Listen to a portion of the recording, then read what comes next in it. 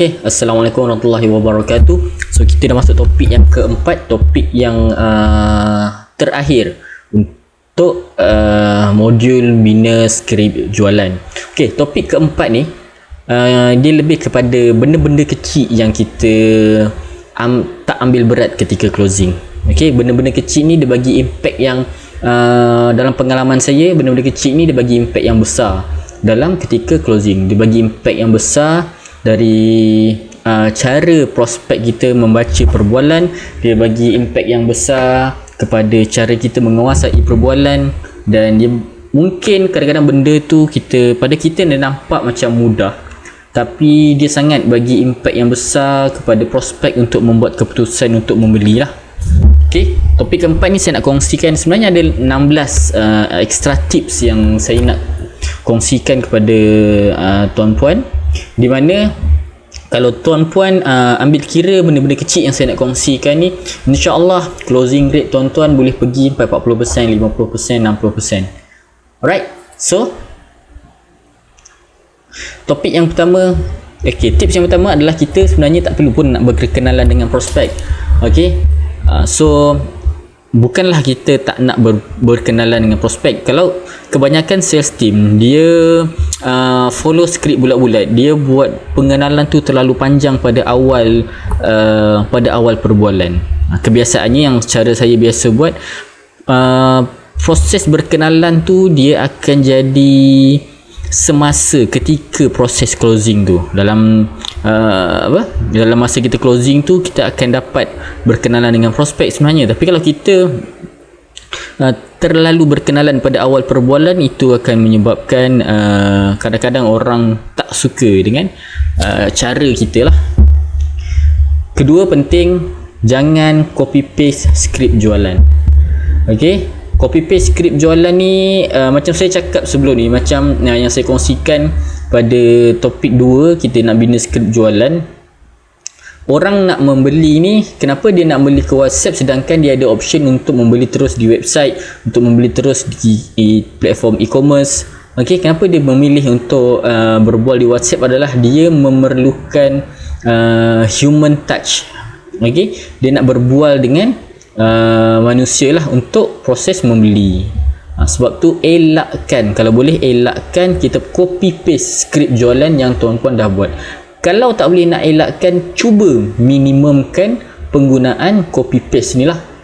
Sebab apa kita nak mengelakkan? Sebenarnya bila kita berbual dengan orang ataupun kita sendirilah membuat pembelian melalui WhatsApp, kita tahu apa ayat-ayat yang ditulis sendiri oleh seller tersebut dan apa ayat-ayat yang di copy paste oleh seller tersebut. Ada skrip-skrip mungkin tentang produk yang kita boleh copy paste, tapi make sure maklumat tu ringkas dan padat dan tak terlalu panjang. Sebab apa? Sebab orang kita ni, kebanyakan prospek yang saya jumpa, mereka tidak gemar membaca. So bila mereka tak gemar membaca, cuba sampaikan maklumat yang mereka perlukan dengan minimum penulisan. Okey, yang penting jangan copy paste. Kalau tuan-puan boleh menjawab soalan tanpa copy paste, itu lagi baiklah. Okey, yang ketiga, kita tak perlu nak kejar layan semua prospek. Okey, kita just kenal pasti prospek yang berkualiti pada awal perbualan. Sebab tu proses validation penting. Sebab kita nak kenal pasti orang yang berpotensi untuk kita close. Okay, kalau kita dah tahu dia ni memang bukan prospek, dia ni tak layak untuk membeli prospek kita, dia tak ada ciri-ciri prospek yang kita nak, just buat perbualan tu pendek, kita fokus masa kita lebih kepada prospek yang lebih berkualiti lah, leads yang lebih qualified, mereka yang layak untuk beli produk kita, mereka yang ada kemampuan untuk membeli produk kita. Spend masa kita lebih kepada prospek yang lebih berkualiti. Fasa validation, fasa fact finding tu adalah sangat penting untuk kita menapis prospek yang berkualiti lah. Okay, jangan reply macam robot. Kita kena buat prospek ini seperti kita berborak dengan kenalan lah. Macam mana you all borak dengan, macam mana tuan-puan borak dengan saudara mara, dengan keluarga. Kita berbual dengan prospek macam tu.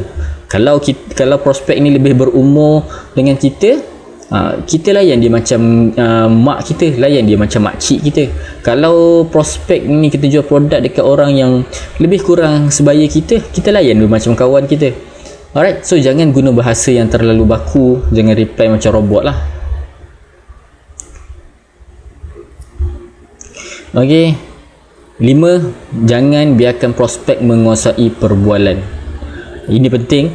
Once dia dah kuasai perbualan tu, kita berkemungkinan terlepas. So kita yang menguasai perbualan, kita yang menguasai minda dia untuk membuat keputusan. Right? Jangan ikut kalau dia bagi rejection, cuba kuasai balik perbualan. Okay, always be closing. Sentiasa tutup perbualan, setiap perbualan kita tu jangan biar dia hanging. Nak elak blue tick, sentiasa tutup dengan soalan. Lepas presentation, akak okey ke dengan produk, akak okey ke dengan package yang saya sarankan ni? Faham tak? Lepas habis macam mana nak buat ayat closing, akak nak saya hantar kat rumah ke nak ke pejabat? Setakat ni akak faham ke? Akak ada apa-apa nak tanya ke? Sentiasa tutup dengan soalan supaya prospek tu secara tak langsung dia terasa macam dia kena jawab something, maksudnya dia akan reply. Okey, jangan bagi ruang untuk prospek berfikir. Macam saya kongsikan sebelum ni, bila prospek dia ada masa dan ruang untuk dia berfikir, high probability, berkemungkinan tinggi dia akan memilih untuk tidak membeli. Okey, kalau kita boleh minimumkan ruang dan masa untuk dia berfikir, lagi baiklah. Bantu prospek buat keputusan. Sebab tu kita bagi saranan, kita tak letakkan pilihan dekat depan prospek. Kita ada 3 produk, kita tak letak 3 produk depan dia, tapi kita suggest produk mana yang kita nak dia pakai. Sebab tu kita kena bantu. Sebab tu saya pada step keempat saya namakan dia step tu saranan lah, bukan presentation. Maksudnya kita ada 3 package, kita tak letak 3 package di depan prospek, tapi kita letak satu je package yang kita nak prospek tu beli. Okey, gunakan nombor untuk mudahkan prospek menggambarkan hasil. Contohnya okey, insyaallah akak insyaallah kalau akak pakai produk ni, berat akak akan turun tak lama lagi. Okey, cara yang paling senang adalah letakkan gambaran, letakkan nombor pada gambaran. Contohnya adalah biasanya kalau akak pakai produk ni ikut cara yang saya sarankan tadi, selepas sebulan 2 bulan akak akan nampak at least penurunan berat sebanyak 3 kilo lah selepas 2 bulan. Nampak tak? Wujudkan nombor supaya senang dia gambarkan sesuatu. Contoh kita nak menggambarkan panjang. Okey, kita cakap rumah, contoh kita nak bagi tahu yang rumah Ali tu jauh. Jauh tu jauh mana? Okey, kita nak letak gambaran dalam minda seseorang, gunakan nombor. Oh, rumah Ali 10 km daripada sini. Maksudnya nak menampakkan dalam conversation, kita nak menggambarkan sesuatu paling mudah adalah dengan menggunakan nombor. Okey, berat saya contoh ada prospek cakap, saya obesity. Obesity tu beratnya berapa? Alright. So kena ada nombor. Nombor ni dia lebih meyakinkan prospek lah. Kurangkan masa prospek menunggu. So kalau kita reply WhatsApp tu lagi cepat, lagi baik. Right? Kalau minta maaf, kalau kita lambat reply, minta maaf, ini adalah commenting lah. Okey, sebenarnya kita kena kejar bilangan presentation pada chat yang pertama. Chat yang pertama ni adalah contohnya dia masuk leads hari ni kita berbual dengan dia. Perbualan pertama tu lah, kejar berapa banyak presentation ataupun saranan produk yang kita boleh bagi. Sebab apa? Sebab kita nak kira balik, contoh 100 presentation kita buat, berapa banyak yang kita boleh close. So maksud kenapa kita kena kejar bilangan presentation adalah kita nak kejar seberapa banyak mungkin prospek yang tahu pasal produk kita. Close tu nombor 2. Okay, close tu nombor 2. Yang penting kita dapat duduk dengan prospek, kita dapat berbual dengan dia, kita dapat terangkan kepada prospek ni tentang produk kita, macam mana produk kita, selesaikan masalah dia. Dia nak membeli ke tak, itu nombor 2. Proses itu boleh kita buat pada fasa follow up nanti. Yang penting pada perbualan pertama ni, jangan kejar sale, tapi kejar berapa banyak presentation yang kita boleh buat pada perbualan yang pertama. Ini nombor 13 saya dah kongsikan pada fasa closing tadi, jangan gunakan gambar untuk membuat pembayaran. Sebab apa? Kita nak mempercepatkan proses untuk prospek membuat pembayaran lah. Trigger soalan dalam apa-apa fasa perbualan dalam WhatsApp tu, trigger prospek untuk bercerita dengan kita, bertanyakan soalan yang relevan lah. Jangan gunakan bahasa alien. Contoh kita nak contoh kita jual slipper ni, kita nak bagi tahu yang slipper ni tak licin. So kita cakap dengan prospek, slipper ini dibuat daripada bahan polyester bla bla bla. Orang tak faham. Just bagi tahu, oh slipper ni dia tak licin. Itu sahaja. Simple. Jangan guna bahasa alien. Bahasa-bahasa saintifik ni elakkan guna. Contoh kalau kita nak terangkan kita nak terangkan isi kandungan sesuatu produk, jangan gunakan bahasa yang prospek tak faham. Gunakan bahasa yang orang mudah faham. Senang cerita, bagi tahu terus apa produk tu boleh bantu, apa ciri-ciri produk tu yang boleh bantu dia tanpa menggunakan bahasa saintifik.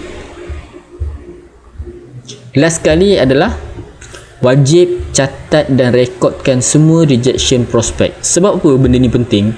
Sebab kalau kita tengok pattern rejection ni sebenarnya sama je, cuma cara ayat dia bagi rejection tu berbeza. So bila kita dah tahu pattern rejection ni macam mana berlaku, kita boleh senaraikan terus. Kita boleh buat discussion dengan team. Kalau dia reject macam ni, apa nak jawab? Dia reject macam ni, apa nak jawab? Maksudnya setiap rejection yang prospek bagi tu, kita dah bersedia dengan jawapan.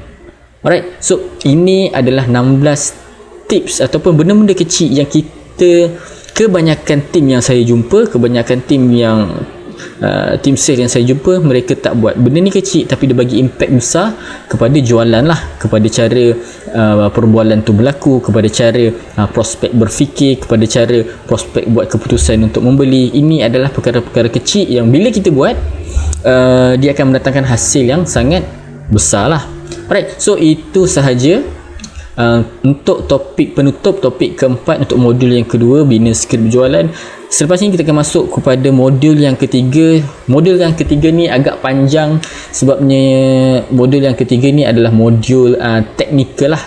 So modul teknikal saya akan ajarkan macam mana nak buat Facebook Ads. Ada 4 cara saya nak kongsikan macam mana nak buat Facebook Ads. Satu tu adalah cara bonus, macam mana kita nak generate leads daripada Facebook, IG dan TikTok lah. Ada 4 cara yang berbeza. Alright, so kita jumpa pada modul yang ketiga.